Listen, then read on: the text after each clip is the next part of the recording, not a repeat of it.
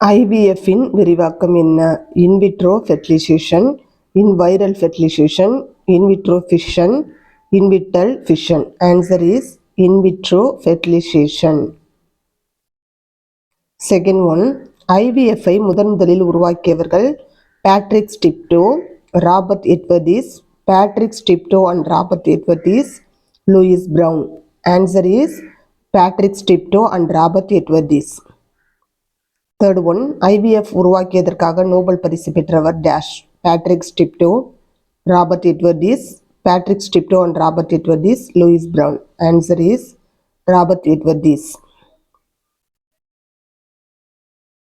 Third one, IVF உருவாக்கப்பட்ட ஆண்டு dash. 1975, 1978, 1979, 1987. Answer is 1978. முதல் ஐவிஎஃப் குழந்தை பிறந்த மாதம் dash. July 25, July 1978, July 25 and July 3, July 12. Answer is 1978, July 25. IVF எத்தனை படிநிலைகளில் நடைபெறுகிறது? 5, 1, 4, 6. Answer is 5.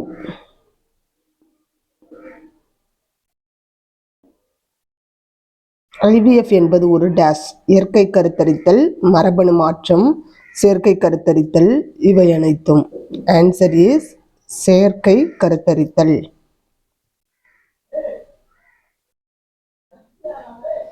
முதல் சோதனை குழாய் குழந்தையின் பெயர் என்ன?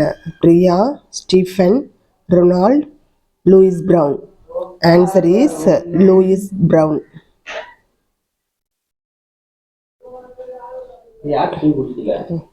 விந்தணு எத்தனை டிகிரி வெப்பநிலையில் பாதுகாக்கப்படுகிறது? 36 டிகிரி, 34 டிகிரி, 37 டிகிரி, 23 டிகிரி.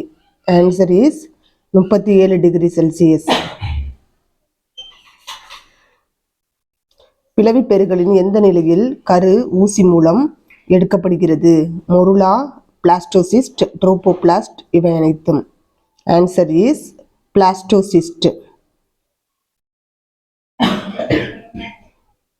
அண்டம் தூண்டப்பட உதவும் ஹார்மோன் எது?